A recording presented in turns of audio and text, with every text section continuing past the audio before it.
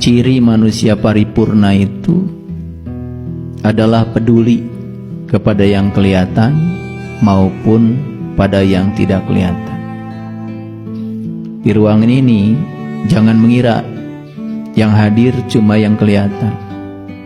Miliaran jiwa-jiwa yang hadir di sini, baik yang punya tubuh maupun yang tidak punya tubuh.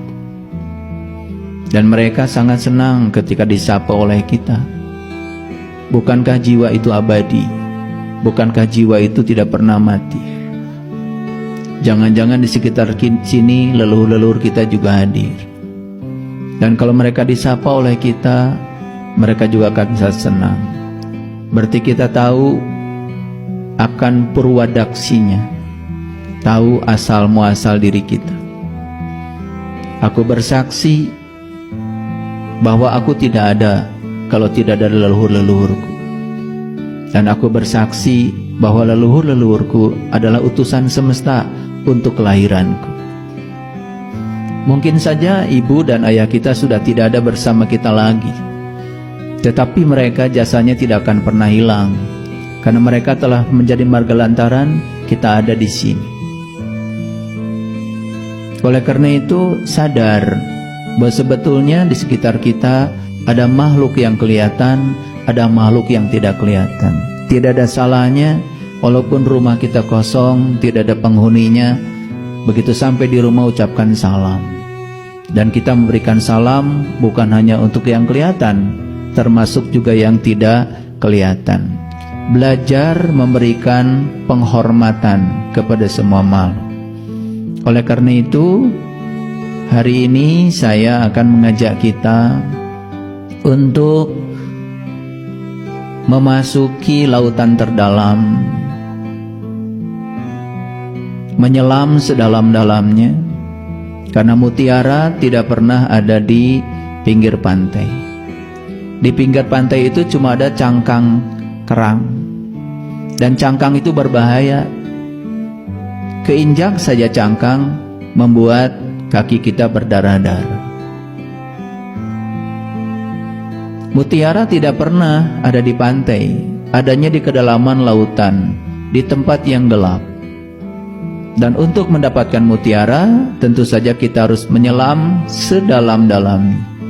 Dan saat menyelam, tentu saja kita akan berhadapan dengan banyak tantangan. Ada ombak yang besar, mungkin juga akan ketemu ikan hiu yang ganas. Tidak ada yang gratis dalam hidup. Semua itu perlu pengorbanan. Orang yang belajar spiritual tetapi culas, ingin mendapatkan sebanyak-banyaknya, tetapi dia tidak mau berkorban, maka orang itu sudah melanggar hukum alam. Karena di alam ini berlaku hukum kekekalan energi. Begitu ada energi yang hilang, maka ada energi yang datang. Itu namanya kekekalan energi. Dan itu berlaku di semesta. Dan beruntung orang-orang yang punya kesadaran seperti ini. Saat Allah menutup satu pintu bagi dia percaya bahwa Allah sedang membukakan pintu lain yang lebih bagus. Sehingga dia tidak pernah protes kepada Allah. Orang yang berkesadaran tidak pernah mengatakan, Tuhan, mengapa ini terjadi pada diriku? Tetapi Tuhan, ajarkan di balik peristiwa ini, pesan apa yang hendak Engkau sampaikan padaku. Dan kalau kita bisa menangkap pesan di balik itu, baik peristiwanya dikehendaki atau tidak dikehendaki, kita sudah sukses. Dan mengukur kesuksesan bukan dengan apa yang kita dapat atau apa yang hilang dari kita.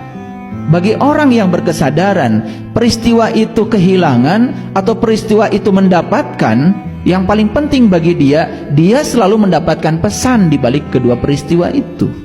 Itu orang yang tidak akan pernah rugi dalam hidup ini. Orang yang rugi itu adalah orang yang selalu terjebak benar salah, baik buruk, hanya berdasarkan penilaian pribadinya sendiri. Yang namanya penilaian sangat bergantung kepada berapa luas pengetahuan kita. Betul? Bayangkan orang yang tidak punya pengetahuan menghakimi, yang tidak punya pengetahuan menilai. Dan yang lucu, banyak sekali orang yang pengetahuannya rendah, Cuman karena di masyarakat dituakan karena ketuaan umurnya, tiba-tiba menjadi hakim. Kan lucu kalau begitu. Oleh karena itu, sadar setiap saat kita mengucapkan kalimat Maliki Yaumiddin. Hanya Allah yang berhak menghukum, hanya Allah yang berhak menilai, hanya Allah yang berhak menghakimi. Kita seperti ini, apa haknya? Oleh karena itu saya mengajak, mari kita menyelam ke dalam. Karena di dalam diri kita itu ada lautan yang terdalam, dan di situ sudah disediakan begitu banyak mutiara kehidupan yang harus kita ambil. Penuhi tangan kiri kanan kita dengan mutiara yang indah, maka hidup kita akan menjadi indah.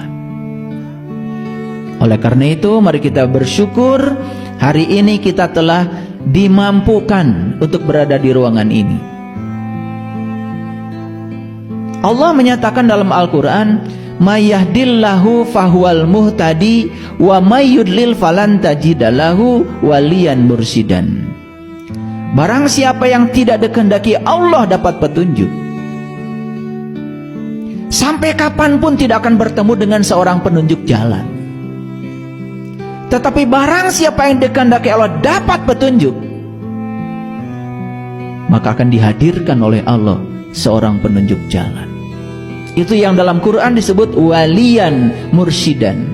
Wali itu teman, mursid itu artinya orang yang cerdas, teman yang mencerdaskan kita. Kita tuh butuh teman yang mencerdaskan, teman yang menginspirasi, sehingga kecerdasan yang ada pada diri kita itu bangkit. Saya tidak berbicara intelektualitas, itu di universitas. Saya berbicara kecerdasan. Kecerdasan itu adalah intelijensia, yaitu sesuatu yang melampaui pikiran biasa. Makanya ada pikiran, ada kesadaran, berbeda. Kecerdasan adanya bukan di pikiran, tapi kecerdasan adanya di kesadaran. Oleh karena itu banyak orang yang pintar di sekolah tetapi tidak sadar karena dia tidak cerdas, tapi pintar karena mampu mengoleksi sejumlah pengetahuan di otaknya. Dan kalau pengetahuan itu hanya sebatas koleksi di otak kita, itu tidak ada artinya. Dan pengetahuan yang belum menjadi amalan, itu tidak disebut ilmu.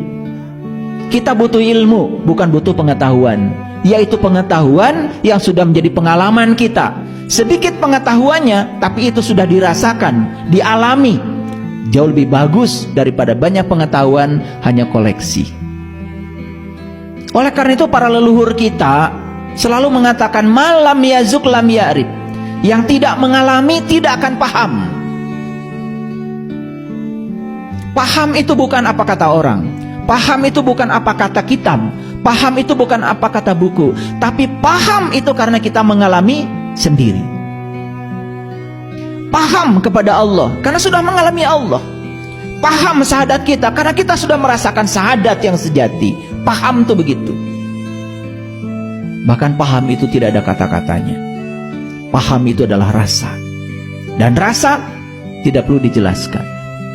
Oleh karena itu saya tidak pernah menjelaskan pengalaman rasa, karena rasa tidak bisa dijelaskan. Rasa kopi tidak bisa dijelaskan, rasa teh tidak bisa dijelaskan, bahkan rasa gula yang namanya manis tidak bisa dijelaskan. Tidak ada ibu-ibu yang datang ke warung beli manis, pasti beli gula toh. Tidak ada ibu-ibu beli ke warung beli asin, pasti beli garam toh. Karena manis ada di gula. Manis itu sifat, gula itu zat. Dan sifat dengan zat tidak bisa dipisahkan. Saya butuh asin, bukan butuh garam.